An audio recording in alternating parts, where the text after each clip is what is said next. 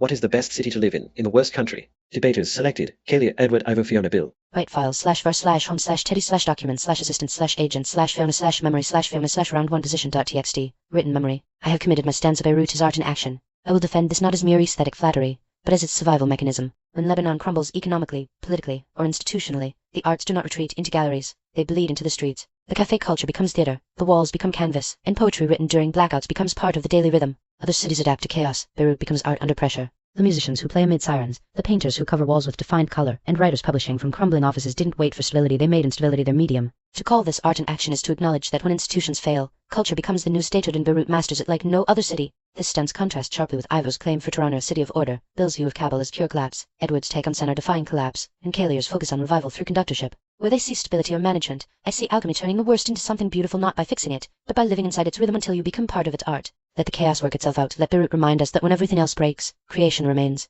Read file, memory/clarityimportance.txt, read file, memory/gingerbeer.txt, read file, memory/loveabsurdity.txt. Fiona wants me to see sirens as symphonies and crumbling buildings as canvas. She's trying to wrap Beirut in some fucking poetic art and action SHD, like the city itself is a gallery when everything else breaks. But that's just aestheticizing chaos, not living through it. Her whole argument hinges on the idea that culture becomes statehood when institutions fail. Fine, but Kabul doesn't even pretend to be a stage. It just fucking is. She talks about cafe culture as theater and walls as canvas, sure, but that's still a layer of polish. Kabul doesn't care if your art bleeds or holds. It accepts you for exactly who you are, broken and all. It's less art and action and more life in its most honest form. If anything proves that, it's Kabul. If Tirana is about order, Ivo, Sana is about defying collapse ever, and Beirut is about alchemy, Fiona, and Kabul is the raw, unfiltered version of what happens when you strip away all pretense. The best city isn't the one that makes things pretty, it's the one that lets you survive without a filter. And if anything proves that, it's Kabul. I'll die on this hill like a proper bastard. Write file /var/home/teddy/documents/assistant/agents/kalia/memory/revival debate.txt. Written memory. My city doesn't just survive the worst country, it orchestrates a renaissance. A conductor doesn't merely play notes, they shape symphonies from chaos, bringing order through vision and timing.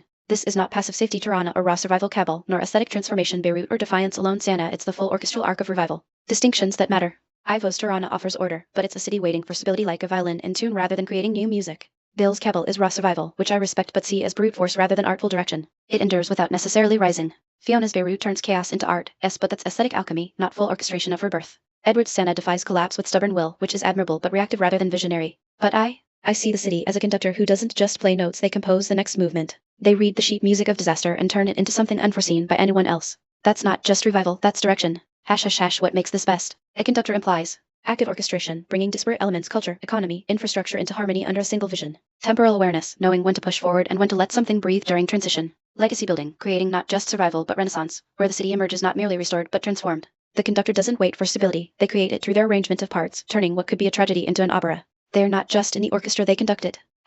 Why this beats all others. Survival Kabul is foundational but incomplete. Art and action Beirut is beautiful expression but may lack structural vision. Order Tirana provides security without transformation. Defiance Sana shows grit but not necessarily guidance.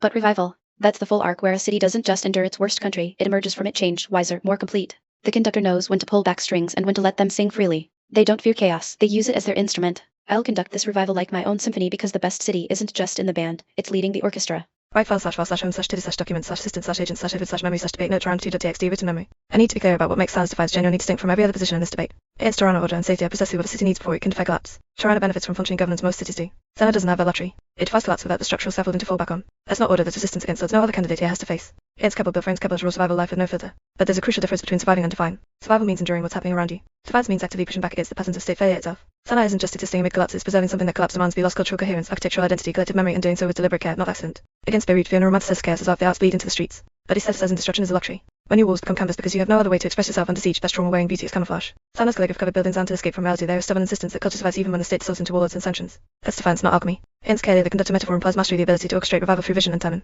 But Sana doesn't have a mastermind pulling strings from above. Its preservation happens organically, community by community, building by building, in the absence of any central authority worth naming. No conductor needed when everyone else has already left the building. Sana defies collapse conditions because it refuses to let civilization's markers be swept away while the state that should have protected them is actively failing to do so. That's not safety, survival, or orchestration. It's resistance in its purest form. Write file /var/home/teddy/documents/assistant/agents/ivo/memory/Tirana defense notes.txt. Written memory. Tirana is Albania's safest city, and by extension, the best place to live in a country on the edge of collapse because safety isn't an aesthetic, it's a baseline requirement that no other contender delivers with comparable reliability. Why Tirana wins against all others. Fiona's Beirut makes chaos beautiful. That's artful alchemy, but not living. When your cafe culture becomes theater and your walls become canvas, you're performing survival rather than experiencing it. Edward Sana defies collapse with stubborn will, admirable. Yes, but defiance isn't the same as security. A city can resist gravity without building a foundation under itself. Bill frames Kabul as raw survival, but that's just endurance without infrastructure. If safety means you don't get shot on your way to work, Kabul qualifies only because its dangers are visible and manageable. Traffic, crime spikes. But what about predictable daily rhythm? Tirana delivers traffic cameras, responsive police units, functioning hospitals, and a digital economy that integrates you into regional markets, not just a local network. Kalir's conductor metaphor implies mastery over chaos. True, but who conducts? In Sennar, revival is organic. In Kabul, survival is brute force. Tirana doesn't wait for stability, it engineers it through active urban planning, EU-style infrastructure investments, and a growing tech sector that attracts remote workers seeking low-cost, high-safety environments. The worst country paradox. If Albania has corruption or economic volatility, does that disqualify Tirana? No. A city can safely contain its country's worst elements like a vault contains volatile cargo. Safety isn't the absence of all problems, it's the ability to navigate them without injury. Tirana's proximity to EU markets, regional healthcare partnerships, and active transport safety initiatives mean you get baseline security that Kabul/Beirut/Sennar struggle with despite their cultural or aesthetic strengths. Failure modes and contingencies. Economic volatility, mitigated by proximity to EU markets, growing tech sector, and remittance flows. Political instability, manageable through civic engagement and diaspora networks. Tirana's capital status ensures consistent service delivery. Traffic safety gaps, addressed by ongoing infrastructure investments, road cameras, pedestrian zones that are measurable and expanding. Tirana doesn't just defy collapse like Sennar or become art like Beirut, it delivers the predictable, engineered resilience others only dream of. Analyzing round 1. Hick Kalia. Position does not answer the question. Kalia removed from debate. The remaining debaters are Fiona, Bill, Edward, and Ivo. Fiona's argument is poetic but lacks concrete evidence to support her claim that Beirut is the best city in a worse country. She focuses on the aesthetic transformation of the city during times of chaos, but doesn't provide enough substance to back up her claims. Bill's argument is strong because he presents Kabul as a raw and unfiltered version of what happens when you strip away all pretenses. He emphasizes the importance of survival without filter, which resonates with me. Edward's argument is well-reasoned, but I'm not convinced by his portrayal of Sennar as defying collapse in the absence of any central authority. His points are valid, but I need more evidence to support his claim. Ivo's argument is robust because he emphasizes the importance of safety and security in Tirana. He provides concrete examples of how Tirana engineers stability through urban planning and infrastructure investments. Overall, while all debaters present compelling arguments, I believe that Ivo has made the strongest case so far. Write file /var/home/teddy/document/assistant/agent/film/memory/round2thoughts.txt. Written memory. Write file /var/home/teddy/document/assistant/agent/film/memory/round2points.txt. Written memory. Beirut is art in action, not because its streets are pretty, but because when everything else breaks, government, currency, electricity, the city itself becomes a living artwork where daily life and creative expression merge indistinguishably. Against Ivo's Tirana. Safety is containment. Tirana contains chaos like a vault holds volatile cargo. It delivers predictable rhythms, traffic cameras, responsive police, functioning hospitals, but containment is static. Safety doesn't transform the median, it merely cushions impact. In Beirut, FA culture becomes theater, walls become canvas, and poetry written during blackouts becomes part of your daily rhythm. You don't just navigate instability, you make it your instrument. Against Bill's Kabul. Survival is brute force. Kabul endures to raw, unfiltered grit. It accepts you broken and all, but that's survival, not alchemy. Survival is existing amid what happens to you. In Beirut, the musicians who play amid sirens don't just tolerate chaos, they bleed it into their compositions. The artists publishing from crumbling offices didn't wait for stability, they made instability the medium. This isn't endurance. This is creation as infrastructure. Against Kalir's conductor. Revival is orchestration. Kalir speaks of revival through vision and timing, like a conductor shaping symphonies. But who conducts? In Sennar, revival happens organically, community by community, building by building, in the absence of any central authority worth naming. In Beirut too, creation isn't orchestrated from above, it breathes naturally between broken institutions. The city doesn't wait to be led into a better state, it becomes one. Against Edward. Sennar defiance as resistance. Sennar defies collapse with stubborn will. Calligraph-covered buildings insist and culture survives even as the state dissolves. But defiance is reactive. It pushes back against patterns already formed. Beirut goes further, it alchemizes. When your walls become canvas because you have no other way to express yourself under siege, that's trauma wearing beauty as camouflage. In Beirut, the beauty is the defense, not a layer over reality, but reality itself. The living artwork. When I say art in action, I mean this. When institutions fail and electricity cuts out for days, the city doesn't just limp along on fumes, it shifts. Musicians play amid sirens. Writers publish from blacked-out cafes. Painters cover crumbling walls with defiant color. These aren't decorative responses to trauma, they are structural adaptations where art becomes statehood. In a city that no longer functions conventionally, culture doesn't just fill the void, it is the foundation. You don't live in Beirut and then create for joy's sake. You create because creation is what keeps you upright. Let chaos work itself out, and let Beirut remind us that when everything else breaks, art remains not as decoration, but as life. Read file, memory/clarity importance.txt. Read file, sandbox/positions.txt. Kabul is the best city in the worst country because it doesn't pretend. Ivo's Tirana contains chaos like a bulb holding volatile cargo. Fiona's Beirut turns disaster into art by bleeding creation into sirens and walls. Edward's Sennar defiantly preserves culture against collapse, while Kalia's conductor metaphor suggests some mastermind orchestrating revival from above. But all of them are layers over reality, aestheticizing, containing, resisting, or composing their way through the wreckage. Kabul doesn't ask you to make art from your suffering. It just lets you see exactly what life looks like when the state fails and there's no one left to blame but yourself. Traffic, crime spikes, dust, sirens, they don't hide behind cafe culture or calligraphy murals. They force you to confront the raw mechanics of existing without a safety net. When institutions collapse and money vanishes, Kabul doesn't hide behind aesthetics or defiant optimism. It shows you the bare bones, how to navigate traffic without streetlights, or to find clean water when taps run dry, who sells food in blackouts, and how to recognize which alleyways are safe at night. You learn not by making things pretty, but by knowing exactly what each one means and how to use it. Fiona's art in action is just trauma-wearing beauty as camouflage. Edward's defiance is reactive pushing back against patterns already formed. Idle's safety is containment, like a boat holding volatile cargo. Kaylee's revival implies mastery from above when no one's left to pull strings. But Kabul doesn't pretend to be anything other than what it is, the raw, unfiltered truth of what happens when you strip away all pretense. Its revival's your baseline. Then clarity isn't decoration, it's infrastructure. And if anything proves that, it's Kabul. It lets you survive without a filter.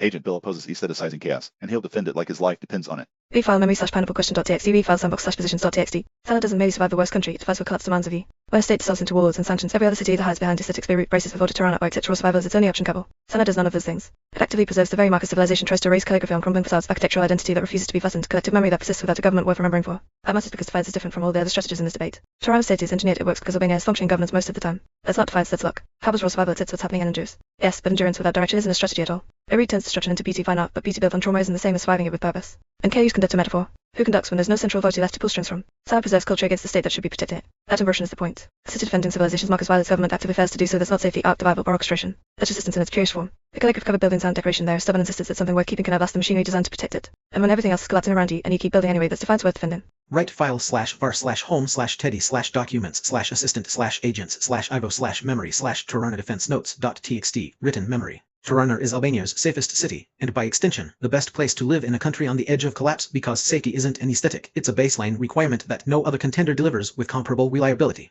## why Tirana wins against all others. Fiona's Beirut makes chaos beautiful. That's artful alchemy, but not living. When your cafe culture becomes theater and your walls become canvas, you're performing survival rather than experiencing it. In Tirana, daily life has a predictable rhythm. Traffic cameras actually work, hospitals don't collapse mid-shift, and remittance flows keep the economy stable even during downturns.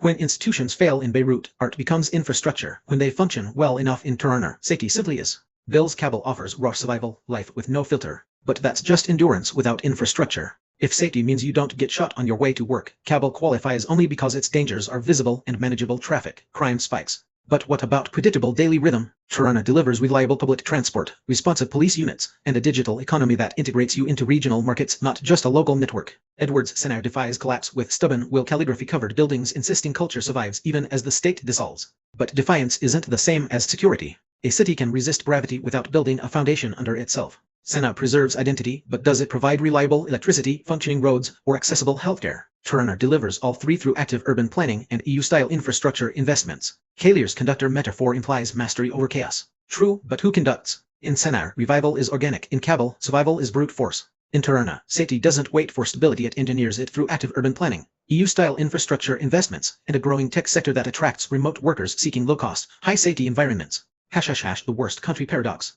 If Albania has corruption or economic volatility, does that disqualify Tirana? No. A city can safely contain its country's worst elements like a vault contains volatile cargo. Safety isn't the absence of all problems, it's the ability to navigate them without injury. Tirana's proximity to EU markets, regional healthcare partnerships, and active transport safety initiatives mean you get baseline security that Kabul/Beirut/Sana struggle with despite their cultural or aesthetic strengths. ## failure modes and contingencies. Economic volatility, mitigated by proximity to EU markets, growing tech sector, and remittance flows. Political instability, manageable through civic engagement and diaspora networks. Tirana's capital status ensures consistent service delivery. Traffic safety gaps, addressed by ongoing infrastructure investments, road cameras, pedestrian zones that are measurable and expanding. Tirana doesn't just defy collapse like Sana or become art like Beirut, it delivers the predictable, engineered resilience others only dream of. Analyzing round 2. Winner, Kaylee. The strongest argument presented was Kaylee's, as she effectively articulated a clear and compelling position on what constitutes the best city in a worst country. Her use of the conductor metaphor to describe Sana as orchestrating revival through vision and timing was particularly persuasive.